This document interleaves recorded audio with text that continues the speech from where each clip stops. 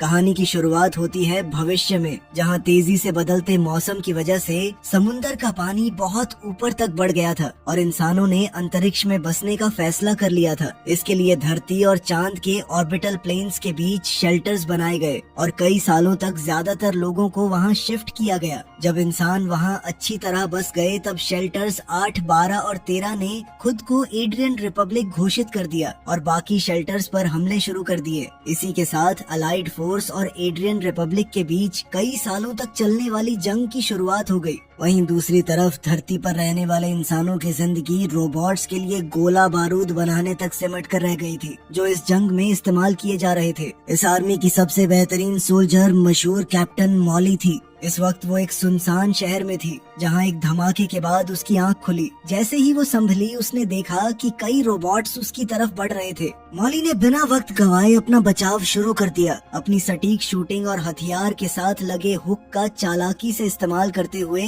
वो एक के बाद एक दुश्मन को खत्म करने लगी। ह्यूमनॉइड रोबोट्स को हराना उसके लिए ज्यादा मुश्किल नहीं था, लेकिन तभी 4 टांगों वाला एक नया और काफी मजबूत रोबोट सामने आ गया, जिसे अकेले हराना आसान नहीं था। मॉली ने समझदारी से अलग अलग जगहों पर छिपकर अपनी पोजीशन बदली और मौका देखकर रोबोट पर ऐसा हमला किया कि वो आग की लपटों में घिर गया। लेकिन रोबोट भी इतनी आसानी से हार मानने वाला नहीं था। उसके पास अपने एक्सटिंग्विशर्स थे और कुछ ही पलों में उसने आग बुझा दी और फिर से लड़ने के लिए तैयार हो गया। फिर मॉली ने अपने हुक का इस्तेमाल करते हुए एक जाल बिछाया। जैसे ही रोबोट उसके करीब आया, उसने वो सारी बीम्स उसके ऊपर गिरा दी, जिससे रोबोट वहीं फंस कर रह गया। उसके बाद मॉली एक गाड़ी के पीछे छिप गई ताकि वो अपना आखिरी शॉट ले सके। लेकिन अगले ही पल उसकी नजर गाड़ी के शीशे से लटक रही एक छोटी सी गुड़िया पर पड़ गई। कुछ पल के लिए उसका ध्यान भटक गया। बस इसी मौके का फायदा उठाते हुए रोबोट ने पहले ही उस पर गोली चला दी। मॉली जोर से पीछे जा गिरी, लेकिन जब उसने अपने टूटे हुए हाथ की तरफ देखा तो वो हैरान रह गई। उसने देखा कि वो तो एक एंड्रॉइड थी और उसे खुद इस बात का पता नहीं था। तभी अचानक एक अलार्म बजने लगा और पूरा शहर उसकी आंखों के सामने गायब होने लगा। आखिरकार सच्चाई सामने आई कि ये असली मॉली नहीं थी। असली मॉली तो कुछ साल पहले ही जंग के दौरान मर चुकी थी।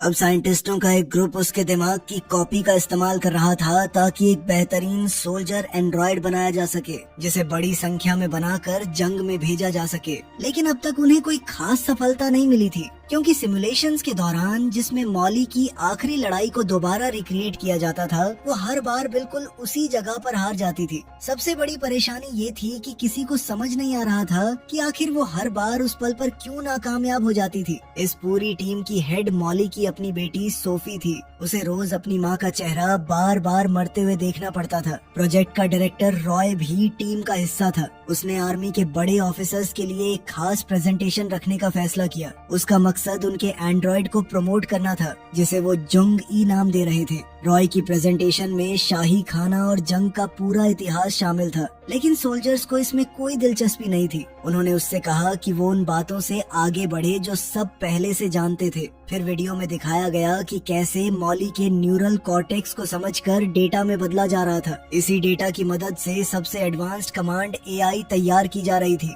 इसके बाद सोफी ने दिखाया कि सिमुलेशंस किस तरह उसके काम करने के तरीके को भी समझ रहे थे। लेकिन सोल्जर्स ने तुरंत एक बड़ी कमी पकड़ ली। ये एंड्रॉइड अब तक सिमुलेशन से बाहर निकलने में कामयाब नहीं हुई थी और पूरे प्रोजेक्ट का मकसद ही ये था कि अगर मॉली वो आखिरी लड़ाई नहीं हारती तो जंग कब की जीती जा चुकी होती। जब तक टीम मॉली की इस गलती के राज का पता नहीं लगा लेती, तब तक सरकार इन्वेस्ट नहीं करने वाली। फिर प्रेजेंटेशन खत्म होने के बाद सोफी और रॉय ने अकेले में बातचीत की। रॉय ने उसे याद दिलाया कि वो हमेशा उसके साथ है। उसने ये भी कहा कि चेयरमैन को सोफी से बहुत उम्मीदें थी। रॉय ने 10 साल पहले चेयरमैन के लिए काम करना शुरू किया था, लेकिन वो जानता था कि सोफी को जब यहाँ लाया गया था तब वो एक छोटी सी बच्ची थी और अपनी माँ को खो चुकी थी। इसी वजह से रॉय उसके साथ अच्छा रिश्ता बनाए रखना चाहता था। खैर बाद में सोफी नए ऑफिसर सैम के साथ नए मॉडल की जांच करने लगी। अब मॉली के दिमाग के बचे हुए कुछ हिस्सों को एक्टिवेट किया गया, क्योंकि उसका दिमाग अब भी खुद को इंसान समझता था।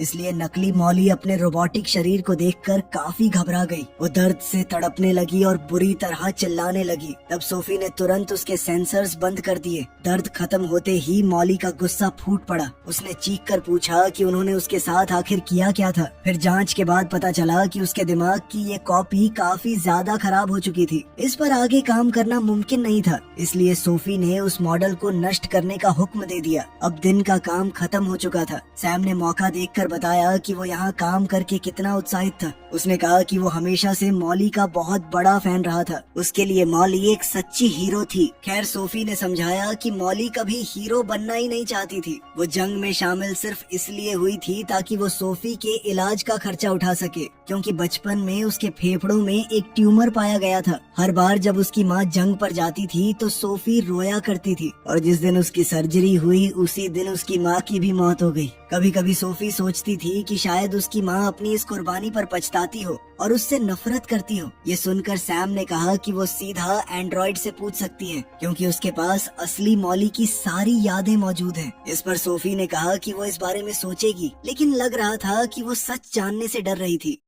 उसके बाद सोफी घर जाने के लिए लोकल ट्रेन में बैठ गई। वहाँ उसने एक माँ को अपने बच्चे के साथ देखा और ये देखकर उसे अपनी माँ के साथ बिताया हुआ आखिरी दिन याद आ गया। उस वक्त सोफी अपनी सर्जरी के लिए तैयार हो रही थी और मॉली उससे जंग पर जाने से पहले गुड लक कहने आई थी। मॉली ने वादा किया था कि वो जरूर वापस आएगी। फिर उसने सोफी को जोर से गले लगाया और उसके गाल को सहलाया। फिर जब ट्रेन अपनी मंजिल पर पहुंची तो सोफी अपना सालाना एथिक्स टेस्ट देने गई, जो हर इंसान को ये साबित करने के लिए देना पड़ता था कि वो एंड्रॉइड नहीं है। इस टेस्ट में भावनाओं और इंसानी नैतिकता से जुड़े सवाल पूछे जाते थे। फिर टेस्ट के बाद वो अपने डॉक्टर से मिली, जिन्होंने अफसोस के साथ बताया कि उसके फेफड़ों का ट्यूमर वापस आ गया है और उसके पास सिर्फ 3 महीने बचे हैं। यानी बचपन की सर्जरी और उसकी माँ की कुर्बानी दोनों बेकार चली गई थी। डॉक्टर ने बताया कि सबसे बेहतर रास्ता ये होगा कि तुरंत उसके दिमाग की कॉपी बनाकर उसे एक प्रोस्थेटिक शरीर में ट्रांसफर कर दिया जाए, क्योंकि आजकल कानून ऐसे लोगों की हिफाजत करता है। लेकिन ये सुरक्षा सिर्फ टाइप ए ट्रांसफर वालों को मिलती थी, जो बहुत महंगा था। टाइप बी भी था जो सस्ता था, लेकिन उसमें लोग अपने कई अधिकार खो देते थे, जैसे शादी करने का हक, आजादी से सफर करने का हक और बच्चा गोद लेने का हक। साथ ही उन्हें अपने दिमाग का पूरा डेटा भी इस्तेमाल करने के लिए देना पड़ता था। और फिर टाइप सी था, जिसमें इंसान को इंसान माना ही नहीं जाता था। इस ऑप्शन में दिमाग के डेटा का पूरा हक छोड़ना पड़ता था, जिससे कुछ कंपनीज उस डेटा की मालिक बन जाती थी। इसका मतलब था कि कंपनी उससे हजारों क्लोन्स बना सकती थी, और जो इंसान ये ऑप्शन चुनता वो अब एक अलग व्यक्ति नहीं रहता, लेकिन कम से कम उसे प्रोस्थेटिक शरीर मुफ्त में मिल जाता था। टाइप सी वही ऑप्शन था जो मॉली ने अपनी बेटी की सर्जरी के पैसे जमा करने के लिए चुना था। अब सोफी ने डॉक्टर से कहा कि वो इस बारे में सोचेगी और फिर वहाँ से निकल गई। वो डॉक्टर को रिचार्ज करने के लिए छोड़ गई, क्योंकि वो खुद भी एक एंड्रॉइड था। फिर बिल्डिंग से बाहर निकलते वक्त सोफी को वो दिन याद आया जब कंपनी के बड़े अधिकारी उसके घर आए थे और उसकी दादी से एक अग्रीमेंट पर साइन करने को कहा था। उस अग्रीमेंट के तहत कंपनी मॉली के दिमाग को एंड्रॉइड्स में इस्तेमाल कर सकती थी और बदले में वो सोफी की परवरिश का पूरा खर्चा उठाते। उन्होंने सोफी को मॉली का एक खिलौना भी दिया था और वादा किया कि उसकी माँ हमेशा एक हीरो के रूप में याद रखी जाएगी। लेकिन आज तक सोफी को समझ नहीं आया कि उसकी माँ का ये फैसला सही था या नहीं। खैर, दिन के आखिर में सोफी अपनी माँ के असली शरीर से मिलने गई, जो अब भी कोमा में था और एक खास चेम्बर में रखा गया था ताकि उसका दिमाग खराब न हो। फिर अगले दिन सोफी की टीम ने दिमाग की एक नई कॉपी तैयार की और उसे एक नए सिमुलेशन में टेस्ट करने की तैयारी शुरू कर दी। लेकिन इस बार रॉय कुछ अलग करना चाहता था ताकि कोई नया रिजल्ट मिल सके। उसने सिमुलेशन शुरू होने से पहले एंड्रॉइड की टांग में गोली मारने का हुक्म दिया। जब मॉली सिमुलेशन में जागी तो उसके पैर की चोट से उसे भयानक दर्द हुआ और अपनी माँ को इतनी तकलीफ में देखकर सोफी भी परेशान हो गई। खैर, मॉली ने दर्द के बावजूद लड़ने की कोशिश की, लेकिन दुश्मन ने उसे आसानी से दबा दिया और धीरे धीरे उसकी लड़ने की इच्छा कम होने लगी। लेकिन जैसे ही दुश्मन उसे मारने वाला था, उसके दिमाग का एक नया हिस्सा अचानक एक्टिवेट हो गया। मॉली फिर से खड़ी हो गई और उसने लड़ना जारी रखा। इस बार उसने सिर्फ अपनी पंचेस से रोबोट को हरा दिया, लेकिन कुछ ही देर बाद एक दूसरे दुश्मन ने उसे गोली मार दी अफसोस की बात थी कि उन्होंने ये नया ब्रेन भी खो दिया, लेकिन रॉय इस नई खोज से बहुत उत्साहित था और उसे कंपनी के बड़े अधिकारियों को दिखाने के लिए तैयार था। फिर अगले दिन पूरी टीम लैब से निकली और कंपनी के हेडक्वार्टर्स पहुंची, लेकिन चेयरमैन वहां मौजूद नहीं था। उसकी जगह उनकी मुलाकात प्रोडक्ट डेवलपमेंट टीम की हेड से हुई। वो रॉय की बातों पर हंसते हुए उसे बिल्कुल भी सीरियस नहीं ले रही थी। रॉय तो बस यही सोचने में लगा हुआ था कि प्रोडक्ट डेवलपमेंट टीम की जरूरत क्या है, क्योंकि पहले कंपनी में ऐसा कोई डिपार्टमेंट नहीं था। कंपनी हमेशा से सिर्फ हथियार बनाती आई थी, इसलिए उसे डर था कि कहीं हथियारों की डेवलपमेंट को कम न कर दिया जाए। लेकिन उसकी बातों पर किसी ने ध्यान नहीं दिया और पूरी टीम को बिना किसी जवाब के वापस भेज दिया गया। फिर वापस लैब में जाते हुए रॉय बार बार उस नए डिपार्टमेंट की हेड को गालियां दे रहा था। फिर कुछ दिन बाद टीम नए एंड्रॉइड टेस्ट के लिए इस्तेमाल होने वाले पार्ट्स का जायजा ले रही थी। तभी उन्हें खबर मिली कि चेयरमैन खुद उनसे मिलने आए हैं। मीटिंग के लिए जाते वक्त रॉय ने सोफी से पूछा कि तुम रेगुलरली अपना एथिक्स टेस्ट दे रही हो ना? उसने कहा कि ये बहुत जरूरी है, क्योंकि अपनी ही माँ को एक एक्सपेरिमेंट के रूप में देखते हुए उसकी मानसिक हालत ठीक है या नहीं ये जानना जरूरी था। फिर जैसे ही दोनों ऑफिस में दाखिल हुए, रॉय अचानक जम सा गया। तब पता चला कि वो खुद भी एक एंड्रॉइड था, जिसे चेयरमैन ने अपने ही दिमाग की कॉपी से बनाया था। सबसे हैरानी की बात ये थी कि रॉय को इस सच का जरा भी पता नहीं था। चेयरमैन उनके पास एक बहुत बड़ी खबर लेकर आया था। उसने बताया कि अलाइड फोर्स और एड्रियन रिपब्लिक एक समझौता साइन करने वाले थे, जिसका मतलब था कि जंग खत्म हो चुकी थी, अब हथियारों की डिमांड खत्म हो जाएगी। लेकिन चेयरमैन ने मॉली पर हुई रिसर्च को बेकार नहीं माना। उसका कहना था कि इस प्रोजेक्ट ने उन्हें एडवांस्ड एआई बनाने के बारे में बहुत कुछ सिखाया है। अब वही टेक्नोलॉजी इस्तेमाल करके घर का काम करने वाले और सर्विस वर्कर एंड्रॉइड्स बनाए जा सकते थे। चेयरमैन ने ये भी कबूल किया कि उसका असली इरादा अपना दिमाग रॉय के शरीर में ट्रांसफर करके अमर बनना था। लेकिन आखिर में उसने सिर्फ अपने दिमाग की कॉपी बनाई, क्योंकि उसमें इतनी हिम्मत नहीं थी कि वो एक मशीन के अंदर जिंदगी बिता सके। उसके मुताबिक मशीन के अंदर रहकर सब कुछ हमेशा नकली सा महसूस होता था। खैर, सोफी को इस बात से कोई फर्क नहीं पड़ता था कि वो जिंदगी नकली लगती या असली। वो सिर्फ अपनी माँ के प्रोजेक्ट को जारी रखना चाहती थी, लेकिन चेयरमैन ने उसकी ये गुजारिश सीधे ठुकरा दी। फिर कुछ घंटों बाद टीम दोबारा काम पर लौट आई, क्योंकि प्रोजेक्ट बंद करने से पहले उसे ठीक तरीके से पूरा करना जरूरी था। हर सिमुलेशन में मॉली उसी जगह पर आकर मर जाती थी। रॉय इस बात से बुरी तरह गुस्से में था, क्योंकि वो दिमाग के उस नए एरिया को दोबारा से एक्टिवेट ही नहीं कर पा रहे थे। आखिरकार उसने सोचा कि अब कुछ ज्यादा ही कठोर तरीके अपनाने का वक्त आ गया है। अब रॉय ने टीम को एंड्रॉइड एक्टिवेट करने और उसका हाथ काटने का हुक्म दिया। इस वजह से सोफी को अपनी माँ को फिर से तकलीफ में देखना पड़ा। मॉली के दिमाग का पेन एरिया बहुत ज्यादा दर्द महसूस करने लगा, लेकिन फिर भी वो दूसरा हिस्सा एक्टिवेट नहीं हुआ। निराश होकर रॉय ने एंड्रॉइड की टांगों पर गोली चलाने की कोशिश की, ताकि उसकी चोट पिछले टेस्ट वाली चोट जैसी हो जाए। आखिरकार सोफी का सब्र टूट गया और उसने सिस्टम बंद कर दिया ताकि मॉली की तकलीफ खत्म हो सके। ये देखकर रॉय गुस्से से पागल हो गया और उसने बंदूक निकालकर सोफी को धमकी दी। लेकिन सोफी डरने वालों में से नहीं थी। वो अपनी जगह पर डट कर खड़ी रही। इससे पहले कि रॉय कुछ कर पाता, एक लेडी ने वहाँ आकर बताया कि चेयरमैन आपसे मिलना चाहते हैं। रॉय बिना कुछ कहे वहाँ से चला गया। उसके जाने के बाद सोफी ने पूरी टीम का उनकी मेहनत के लिए शुक्रिया अदा किया। अब प्रोजेक्ट को हमेशा के लिए बंद करने का वक्त आ चुका था, लेकिन उसने सबसे ये जरूर कहा कि प्रोजेक्ट से जुड़ा सारा डेटा इकट्ठा करके उसे भेज दिया जाए।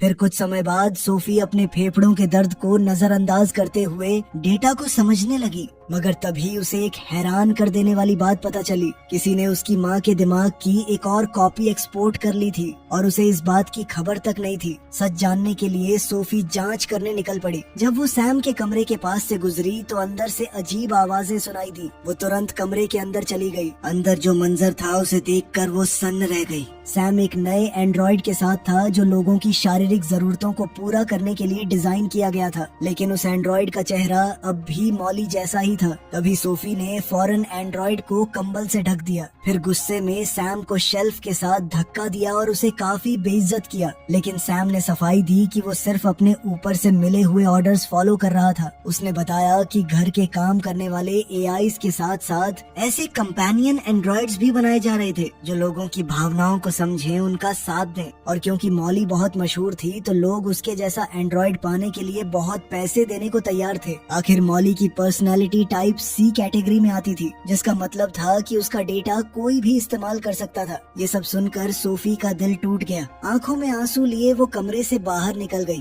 अब उसे एहसास हुआ कि उसे ये बात पहले ही समझ लेनी चाहिए थी, जब कंपनी ने उसे उसकी मर चुकी माँ का खिलौना तोहफे में दिया था। फिर कुछ देर बाद सोफी दोबारा लैब में पहुंची। इससे पहले कि प्रोजेक्ट हमेशा के लिए उससे छिन जाए, वो अपनी माँ के एंड्रॉइड के साथ थोड़ा और वक्त बिताना चाहती थी। लेकिन बेचारा डिप्रेस्ड रॉय पहले से वहाँ पर लेटा हुआ था, क्योंकि उसे लग रहा था कि चेयरमैन का भरोसा उस पर से उठ गया है, इसीलिए उनका प्रोजेक्ट बंद कर दिया गया। सोफी ने उसकी बात को नजरअंदाज किया और एंड्रॉइड चेम्बर के अंदर चली गई। उसने पेन सेंसर्स बंद करके मॉली को जगाया। जब मॉली का ध्यान उसकी तरफ गया, सोफी ने उसे बताया कि उन्होंने उसे दुश्मनों से बचा लिया है, लेकिन वो बहुत बुरी तरह जख्मी हो चुकी है, इसलिए अब वो उसे सुकून से मरने में मदद करेगी। फिर जैसे ही सोफी उसे बंद करने वाली थी, वही दिमाग का हिस्सा अचानक फिर से एक्टिवेट हो गया, जिसे वो लोग इतने समय से ढूंढ रहे थे। मॉली ने पूछा कि क्या उसकी बेटी सर्जरी से बच गई थी। ये सुनते ही सोफी की आंखों से आंसू निकल पड़े। उसे समझ आ गया कि दोनों बार दिमाग का ये हिस्सा इसलिए एक्टिवेट हुआ था क्योंकि मॉली को चिंता थी कि वो अपनी बेटी का हाल जाने बिना ही मर जाएगी। सोफी ने उसे बताया कि ऑपरेशन सक्सेसफुल रहा और उसकी बेटी ठीक हो गई थी, इसलिए अब वो चैन से जा सकती है। ये सुनकर मॉली को सुकून मिला।